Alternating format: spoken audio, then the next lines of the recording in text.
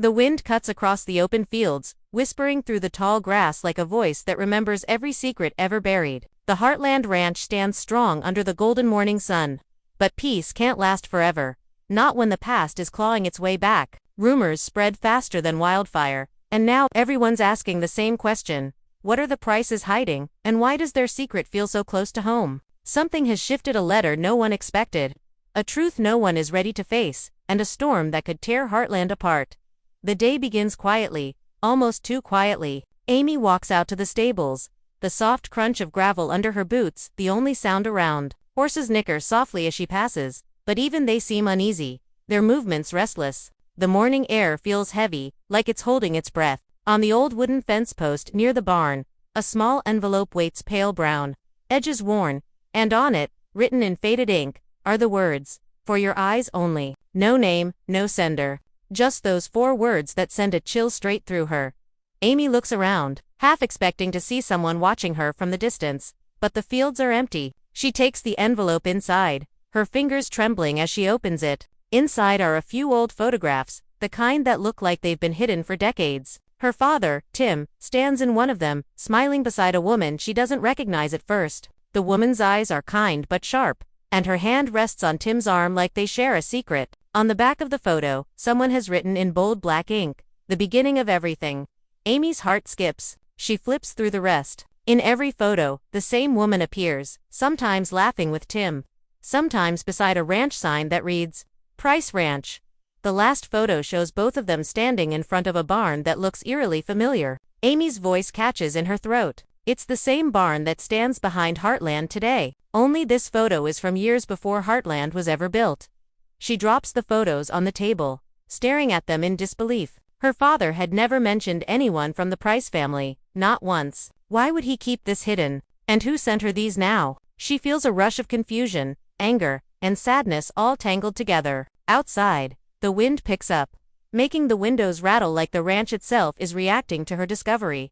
Amy takes a deep breath and walks outside, clutching the envelope. Her eyes scan the horizon where Heartland's land meets the old dirt road leading toward the Pryce property. For years, that boundary had been silent, a line neither side crossed. But now, it feels alive again, dangerous and full of questions. Jack steps out of the house, calling her name. She turns, quickly tucking the photos back into the envelope. He gives her a long look, the kind that says he already knows something is wrong. "You okay, kid?" he asks softly. Amy nods, forcing a smile, but Jack's eyes narrow. He's seen that look before. It's the same one Tim used to wear when he was hiding something he didn't want anyone else to know. Amy hesitates, then decides to show him the envelope. Jack takes one look at the photos, and the color drains from his face. His hand tightens around the edges. For a long time, he says nothing. Finally, he mutters, "I hoped this day would never come." His voice is low, almost like he's talking to himself. Amy stares at him, confused. "What do you mean?" she asks. But Jack doesn't answer right away. He looks toward the mountains in the distance, the sunlight flashing across his weathered face, and whispers, "Some secrets should have stayed buried." Amy feels her stomach twist. That's when she realizes, this isn't just about her father's past. This is about something much bigger, something that connects both ranches in ways she can't yet understand. The air grows colder, and somewhere far off, thunder grumbles, even though the sky is still clear. It feels like a warning.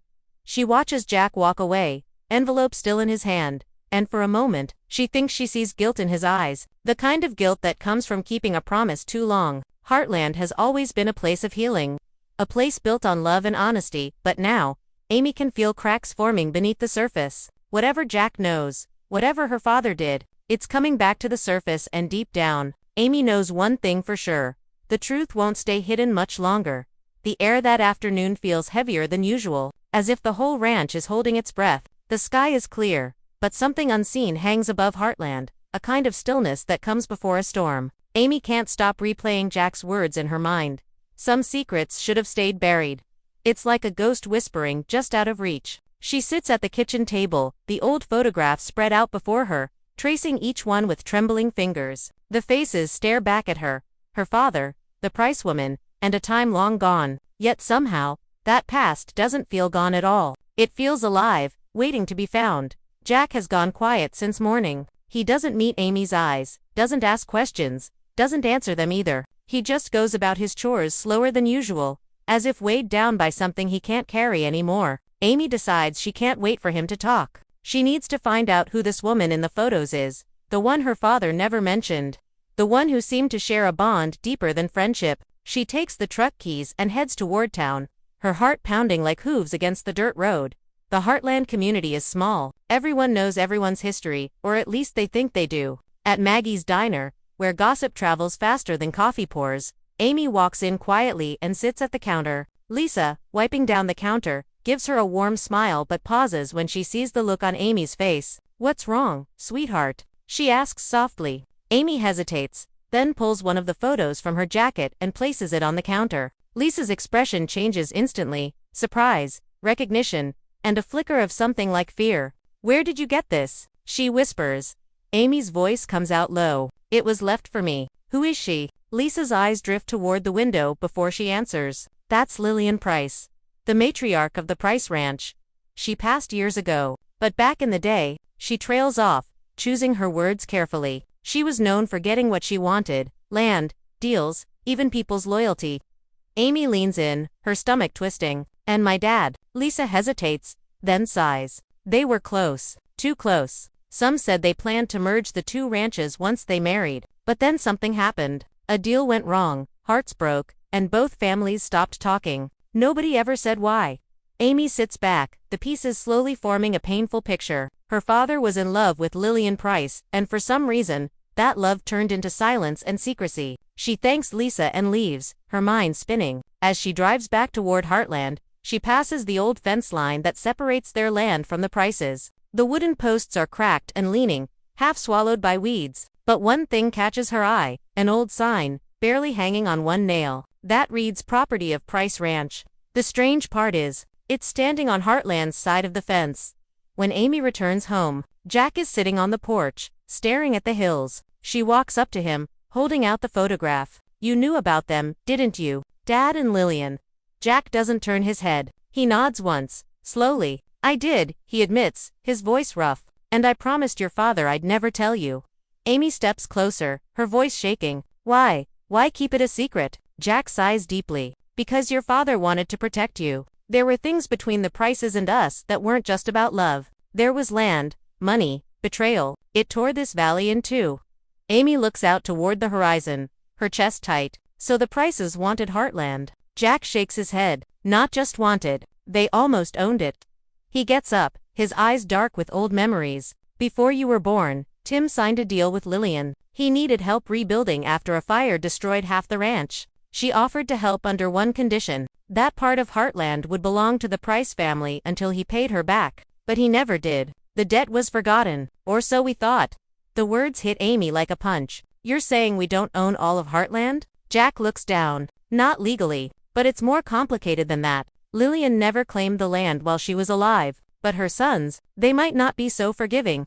The sound of distant thunder rolls again, closer this time. Amy feels the weight of generations pressing down. Love turned to rivalry, loyalty twisted by pride. Everything she thought she knew about her family suddenly feels fragile. Heartland isn't just home anymore. It's a secret, one that's been protected by silence for decades. She looks at Jack, eyes blazing. "Then it's time we stop hiding. I want to know everything." Jack looks at her for a long moment, then nods slowly. "If you're going to dig up the past," he says, "you better be ready for what you'll find." The wind howls through the valley as Amy turns toward the old storage shed, a place her father never let anyone enter. For years, she thought it was just full of tools and spare saddles. Now, she wonders what else might be buried there. Something tells her this is only the beginning, and that the next secret she uncovers could change everything Heartland stands for. The sun begins to sink behind the hills, painting the sky in strokes of gold and crimson. Heartland looks peaceful from a distance, but up close, the silence feels haunted. Amy walks toward the old storage shed behind the barn, the one her father always kept locked. The metal handle is cold, rust biting at her fingers as she turns it. The door creaks open, a sound that echoes through the still air like a sigh from the past. Dust dances in the fading light, and the scent of oil, leather, and old wood fills the space. For a moment, Amy just stands there, staring at the clutter. Saddles stacked on crates, a broken lantern hanging from a nail, and boxers covered with thick cobwebs. It feels wrong, like she's stepping into someone else's memories. She walks in slowly, her boots crunching against the dirt floor, and starts to look around. Somewhere in here, she knows, lies the truth her father never wanted anyone to find. She moves one box aside, then another. Underneath an old tarp, she finds a wooden chest with initials burned into it, T.F. Tim Fleming. The sight of her father's initials makes her chest tighten. She kneels, brushes off the dust, and unhooks the latch. The chest creaks open to reveal stacks of papers, faded receipts, and a few old notebooks bound in leather. The first page of one notebook reads, Price Agreement, 1988. Her breath catches. She flips through the pages, scanning Tim's familiar handwriting. Each line tells a story, business meetings, land negotiations, and names she doesn't recognize. But the deeper she reads, the more she realizes it wasn't just business. There are notes about LP. Lillian Pryce, not as a partner, but as someone Tim trusted, someone he wanted to protect. One passage stands out. Lillian insisted on signing the deed under her name, said it was safer that way. She promised to return it when the time was right. I don't know if Jack will forgive me for this. Amy's hands start to shake. This wasn't just a deal. Her father gave part of Heartland away, not because of greed, but because of love. He trusted Lillian, and that trust cost him everything. She flips to the next page and finds a small envelope taped inside the cover. The handwriting is familiar, her father's again, and it reads, If you're reading this, it means the past has found you. Her heart pounds as she opens it. Inside is a single key and a folded letter. The paper is fragile, yellowed at the edges. She unfolds it carefully, and her father's voice seems to come alive in her mind as she reads, Amy. There are things I kept from you, not because I wanted to, but because I had to. Lillian wasn't our enemy. She was my friend. More than that, she was family once. When the fire took everything, she helped rebuild what we lost. But the Pryce name carried a shadow. Her sons wanted more than what was fair. They used our trust against us. I tried to fix it, but some things can't be undone. If you ever find this letter, don't hate the Pryces. Understand them, and protect Heartland even from its own past. Tears blur Amy's vision as she folds the letter back, clutching it to her chest. For years she had built an image of her father as strong, flawed, but honest. Now, she sees him differently, not weaker, but human. A man who made mistakes to protect the ones he loved. She glances back at the key. Small and silver, with a tag that reads office drawer, do not forget. Her pulse quickens. She knows exactly where that drawer is, in the old desk in the ranch office. The one nobody's touched since Tim passed. She slips the letter into her jacket, takes the key, and walks back out into the cool evening air.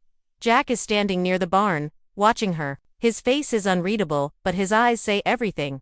He knows what she's found. Amy doesn't speak. She just holds up the key. Jack exhales, a long, tired sound, then nods toward the office. You're not going to like what's in there, he warns. Amy's jaw tightens. I need to see it anyway. Inside the office, dust covers everything. The desk looks untouched, frozen in time. Amy kneels, finds the drawer the key belongs to, and turns it. The lock clicks open. Inside is a thick folder labeled Transfer of Title Confidential. Her stomach flips as she pulls it out. The first page is a deed, the legal document for the land Heartland sits on. But at the bottom, beside her father's signature, there's another, Lillian Pryce. The date reads 2 months before Amy was born. She feels the world tilt for a moment. Everything, her home, her family, the ranch, has been built on borrowed ground. The weight of the truth hits her all at once. Jack's voice breaks the silence behind her. That's why your father never wanted you to know. He wanted you to believe Heartland was ours, free and clear. Amy turns toward him, her eyes filled with hurt. He lied to protect me. But from what? Jack looks down. From guilt, from the past, and from the Pryces because they never forgot what was theirs. The wind howls through the cracks of the old office windows, rattling the paper in Amy's hands. For the first time, she realizes that the fight for Heartland isn't over. It's just beginning, and the ghosts of both families are rising again. The next day, the valley feels different, heavier, quieter, as though the land itself is waiting for something to break. Clouds gather low over the hills, turning the sky a dull gray. The smell of rain lingers in the air, and the horses grow restless in their stalls. Amy hasn't slept. The folder from her father's drawer lies open on the kitchen table, its edges curled from her constant touch. Every word in that document feels like a bruise on her heart. Half of Heartland, the land she's loved, worked, and fought for, was once owned by the Pryces. And now, after all these years, That truth stands bare.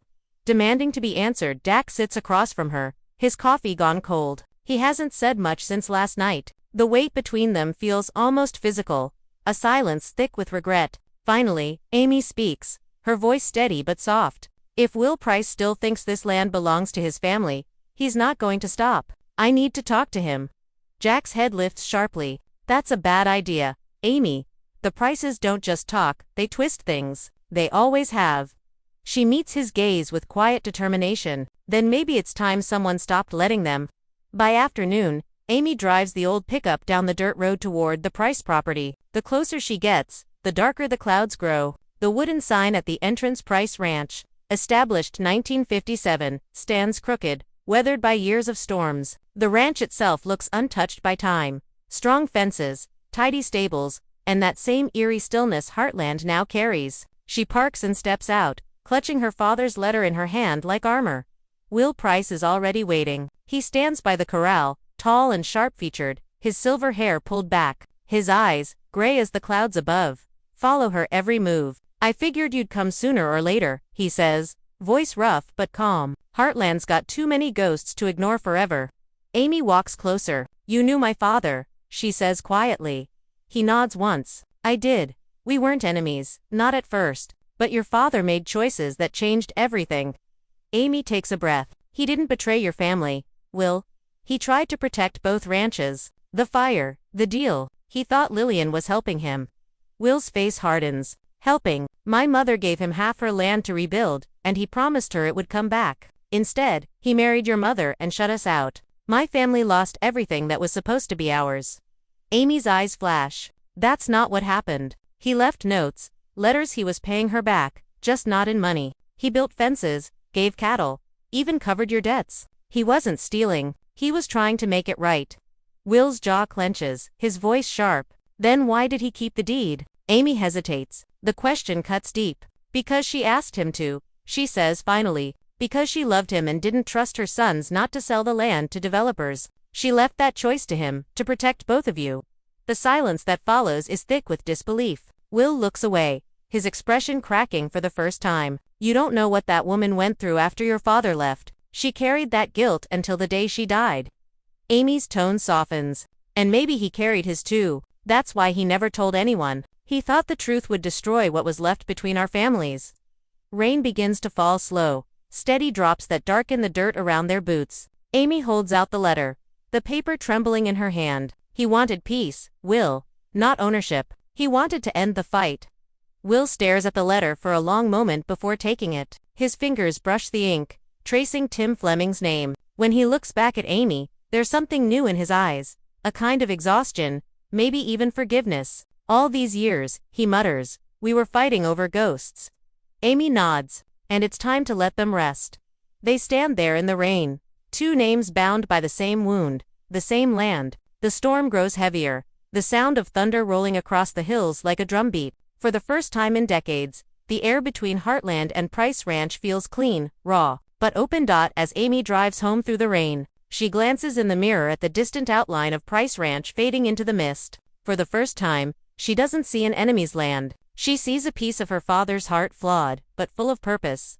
When she returns, Jack is waiting by the porch. The rain has stopped, and the sunset breaks through the clouds, casting the valley in soft gold. Amy walks up, soaked but calm. She hands him the letter back. It's over, she says quietly. They know the truth now. Jack looks at her with a mix of pride and sadness. Sometimes, telling the truth is the hard